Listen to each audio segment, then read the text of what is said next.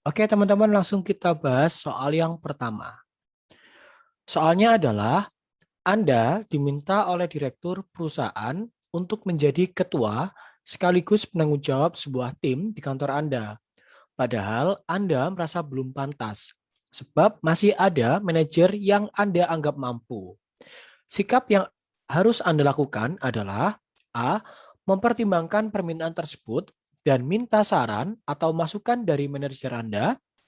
Yang B, menerima permintaan tersebut dengan senang hati. Yang C, menolak permintaan dan mengusulkan manajer Anda saja kepada direktur.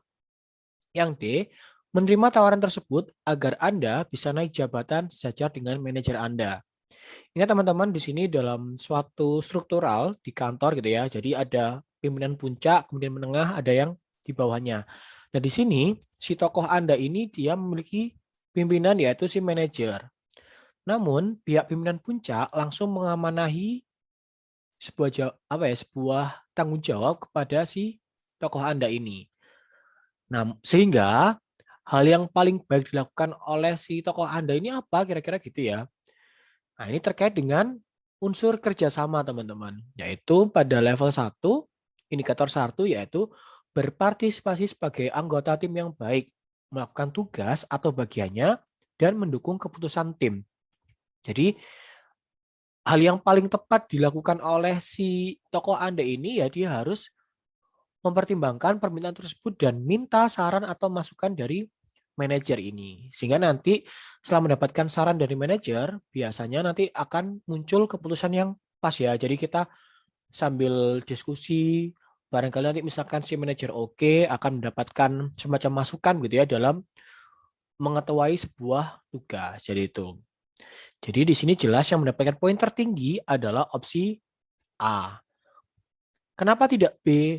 B memang sudah baik ya teman-teman. Jadi menerima permintaan tersebut dengan senang hati. Cuma di sini karena ada si tokoh manajer, jadi lebih baik kalau kita meminta saran dari atasan kita langsung ya. Jadi bukan langsung menerima gitu. Seolah-olah kok kita kayak sok banget gitu ya. Jadi memang yang paling baik yaitu si opsi A itu. Dengan saran dari manajer nanti kita bisa menjalankan tugas sebagai ketua tim ini lebih maksimal. Jadi titik poinnya di situ ya teman-teman. Kemudian yang mendapatkan poin 2 adalah opsi D, yaitu menerima tawaran tersebut agar Anda bisa naik jabatan sejajar dengan manajer.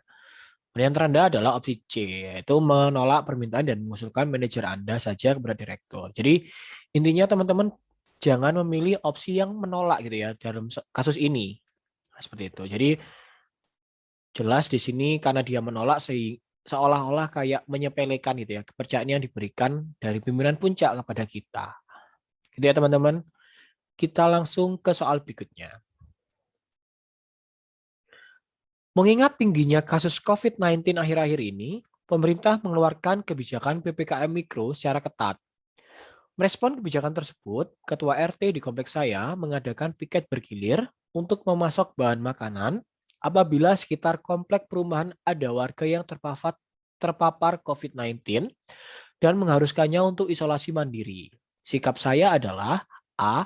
Mengajukan diri menjadi koordinator yang bertugas mengingatkan kewajiban piket dan mempersiapkan segala kebutuhannya. Yang B. Mengusulkan warga lain untuk menjadi koordinator, mengingatkan kewajiban piket, dan mempersiapkan segala kebutuhannya. Yang C. Membantu program ini dengan menjaga diri saya tetap di rumah dan akan membantu kalau diminta saja. Yang D, mengikuti semua kebijakan ketua RT sebagai wakil pemerintah pada ruang lingkup yang paling kecil.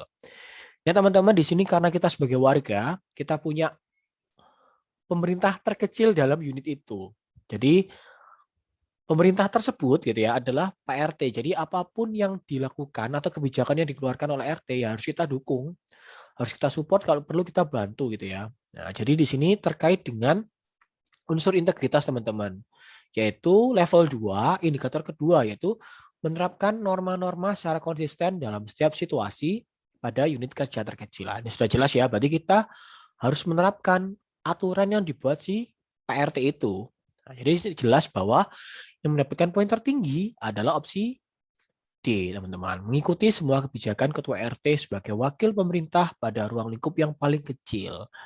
Kemudian setelah itu kita bisa mengajukan diri menjadi koordinator. Jadi kita harus menghandle pekerjaan itu ya. Maksudnya tentang pemasukan sembako tadi. Kita harus turut serta dalam kegiatan itu.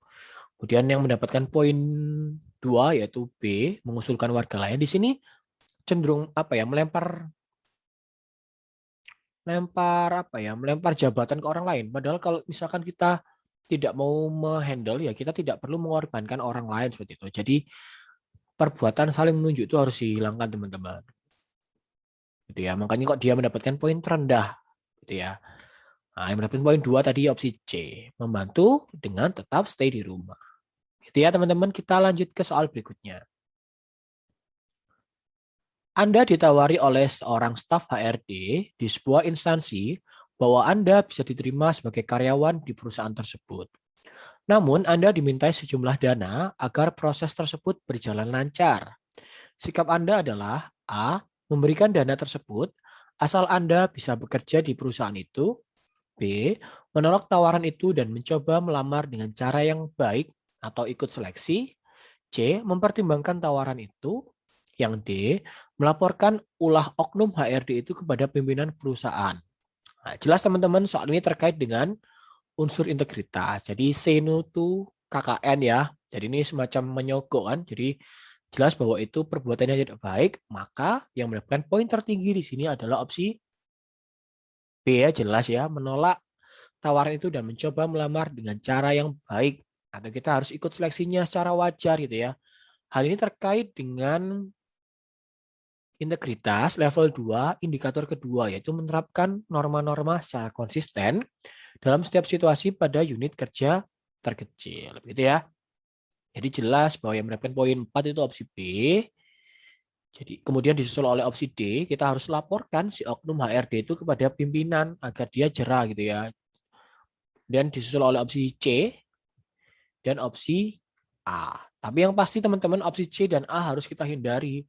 Jadi harus kita ingat bahwa pekerjaan apapun yang diawali dengan sesuatu yang tidak baik itu biasanya akan tidak berkah ya. Jadi seperti itu. Jadi harus kita hindari. Oke, sekian dulu. Terima kasih penjelasannya. Semoga bermanfaat.